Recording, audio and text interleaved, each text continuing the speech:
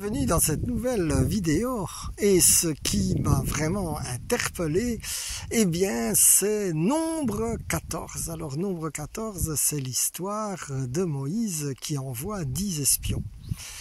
Et au début d'ailleurs, le nom des 10 espions sont cités. Et de ces 10 espions, il y en a 2, Josué et Caleb, qui reviennent avec « Ok, il y a des géants en face, mais Dieu est avec nous, et donc on va gagner ». Par contre, les 8 autres, eh bien, eux, ils reviennent avec le pays est vraiment de lait et de miel, mais il y a des géants, et à leurs yeux, nous sommes comme des sauterelles. C'est-à-dire, nous ne sommes rien. Ils oublient qu'ils ont le Seigneur avec eux, et que quand on a le Seigneur avec soi, eh bien, les situations changent.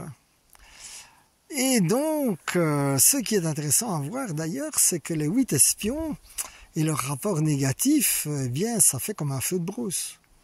Puisque en peu de temps, tout le peuple se met contre Josué et Caleb, ils parlent même de le lapider et l'Éternel doit intervenir. Et l'Éternel, d'ailleurs, il veut intervenir tellement sévèrement, puisqu'il veut tuer tout le peuple, et c'est Moïse qui doit le calmer, demander pardon, et puis l'Éternel dit une phrase qui me semble vraiment clé, dans Nombre 14, 28, eh bien, puisqu'ils ont dit qu'ils allaient mourir dans le désert, eh bien, ils vont mourir dans le désert. Et donc, ce qu'ils ont dit est ce qui va arriver.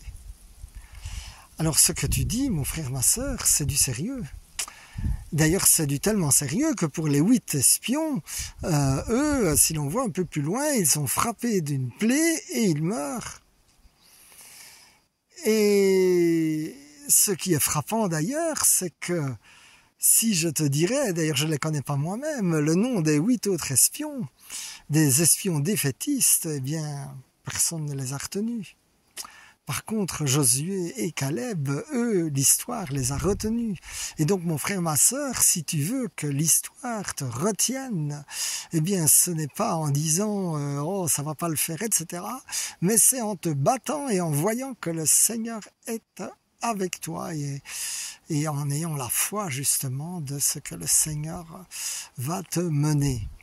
Il faut remarquer après que les 8 espions ont été tués, là, sont morts. Le peuple veut changer d'avis et il veut quand même attaquer, mais le moment est passé. Et donc là aussi, il y a des moments d'opportunité, le momentum, comme disent les Anglais, les kairos, qu'il faut saisir, parce qu'une fois que le moment d'opportunité est passé, ben, il est passé et il faut en attendre un autre, et qui parfois dure très longtemps. Alors, mon frère, ma sœur, je prie que tes pensées soient alignées à celles de Christ et qu'elles soient selon la promesse de Dieu et donc selon Josué et Caleb, puisque Dieu a dit qu'on allait conquérir ce territoire, eh bien il sera avec nous et on va le conquérir. Alors, merci Seigneur. Et je prie aussi, mon frère, ma sœur, que tu ne te laisses pas influencer par les gens qui, eux, ont dit c'est impossible, tu n'y arriveras jamais, tu n'es pas à la hauteur, etc. Vous savez, ce genre de choses que vous avez, dès que vous avez un projet, vous avez toujours des bons pompiers qui vous disent laisse tomber, ça ne sert à rien, etc. Eh bien non, nous ne voulons pas nous laisser influencer et nous disons avec l'Éternel que nous sommes capables par Christ qui nous a rendus forts dans Philippiens 4,13. Eh bien, merci, je peux tout par Christ qui me fortifie. Alors, mon frère, ma sœur, je prie maintenant que ces paroles de vérité de l'Éternel s'imprègnent dans tes pensées, qu'elles ressortent de ta bouche, que tu peux tout par Christ qui te fortifie. Et puis, tu vas voir que tu vas, avec Dieu, faire des exploits auxquels tu ne t'attendras pas. Amen, amen, amen, sois béni.